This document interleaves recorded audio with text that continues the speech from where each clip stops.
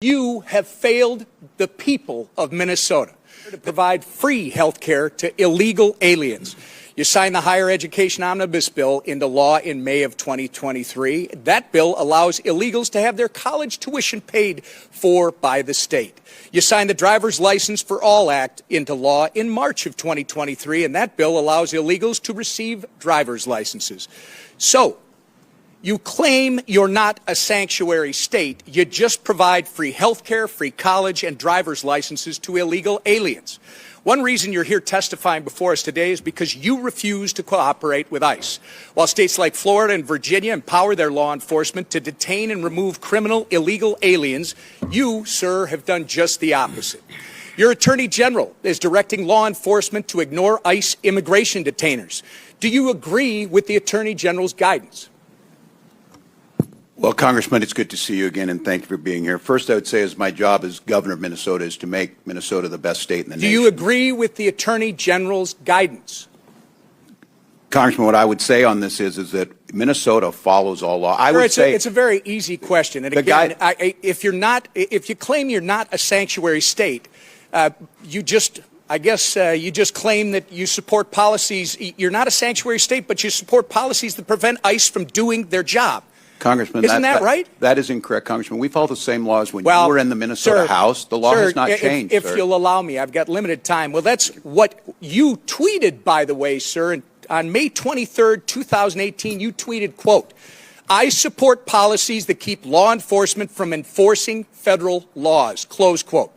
On May 17th, just this spring, at the University of Minnesota Law School's commencement ceremony, you said, quote, "Donald Trump's modern-day Gestapo is scooping folks up off the streets." When you said the words modern-day Gestapo, you were referring to ICE agents.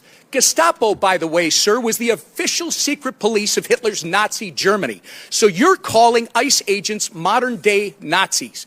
Given the attacks on ICE agents that took place in Los Angeles over the weekend, don't you regard your dangerous inflammatory rhetoric as a problem?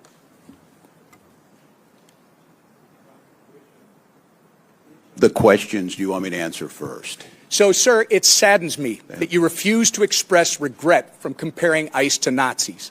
ICE agents are brave Americans who get up every morning, leave their families, and put their lives in harm's way to protect our country, sir.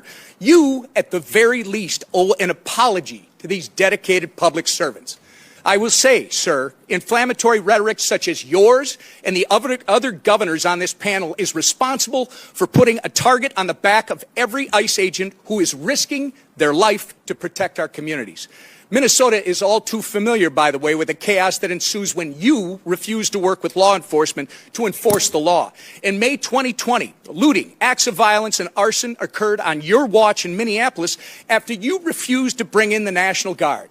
Governor, your agenda is clear: free health care, free college and driver's licenses for illegals while handcuffing law enforcement when they're trying to protect our citizens and their communities. If you think that's not a sanctuary state, you shouldn't be governor.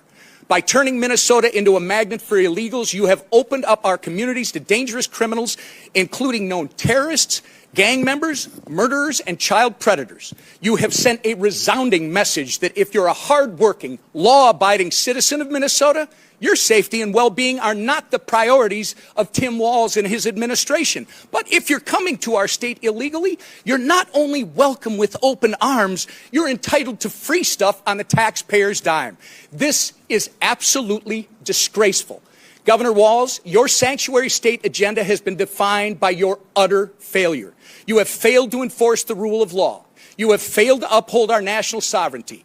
And most importantly, you have failed the people of Minnesota. The time for radical sanctuary state policy, sir, is over.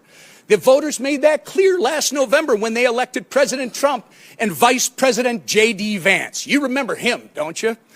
Governor, the time for real leaders and real leadership is now. And with that, sir, actually, Mr. Chairman, I ask unanimous consent to introduce into the record the governor's tweet that I referenced from May 23rd, 2018, which makes it clear his hatred for federal law enforcement.